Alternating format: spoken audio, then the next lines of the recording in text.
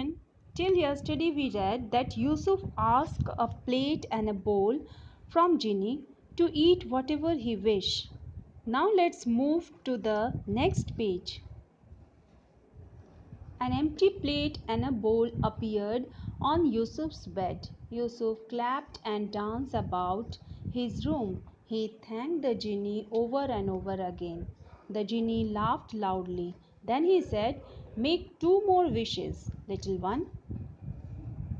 Yusuf's father was a pilot. Yusuf wanted to fly like his father. He said, "Genie, please give me a flying carpet to take me wherever I want to go." Next moment, Yusuf saw a beautiful carpet on the floor. His eyes shone. He didn't thank the genie. He sat on the carpet. It was bigger than his bed. He imagined himself flying around the world.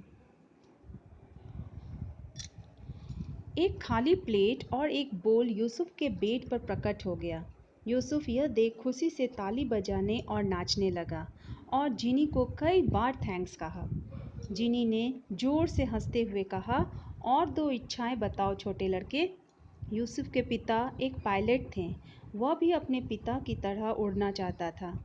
उसने कहा, "जीनी, मुझे एक उड़ने वाला कालीन दो जो मुझे जहाँ चाहूँ ले जाए।" अगले ही पल यूसुफ ने एक सुंदर कालीन फर्श पर देखा। उसकी आंखें चमक उठी। उसने इस बार जीनी को थैंक्स नहीं कहा, बस कालीन पर बैठ गया जो उसके बेड से भी बड़ा था।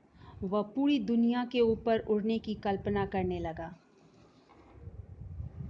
The genie said, "Yusuf, do you?" Before the genie could finish the sentence, Yusuf said, "Shut up, let me think. I have only one wish left. You must have been sleeping all these years. You can stay awake for a while. Don't be lazy. Remember, I have the teapot now. You are my servant." The angry genie became bigger and bigger, like a balloon about to burst. He roared, "You greedy little boy, you forget to thank me and call me your servant.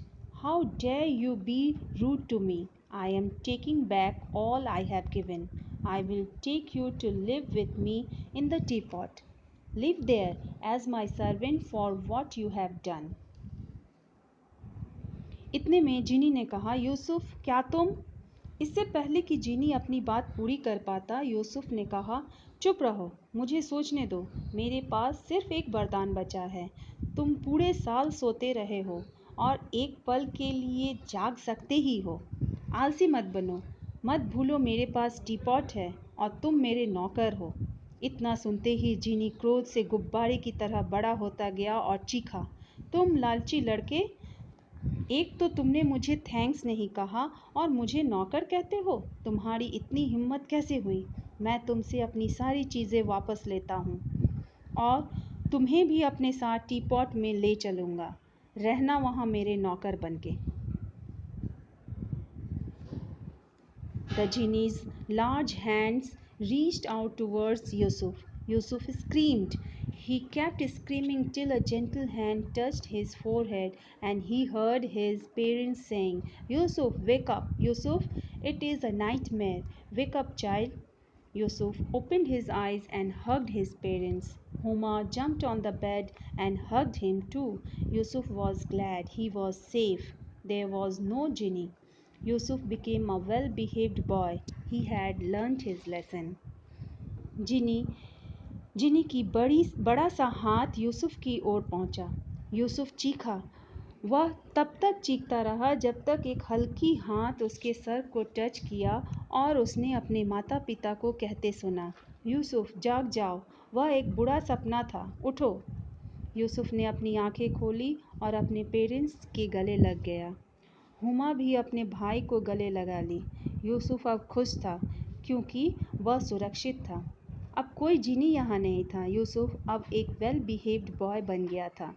उसे इस सपने से एक अच्छी सबक मिल गई थी। So children, what we learn here?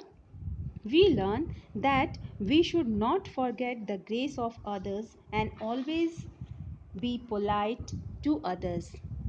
Now, see the next link for your home assignment.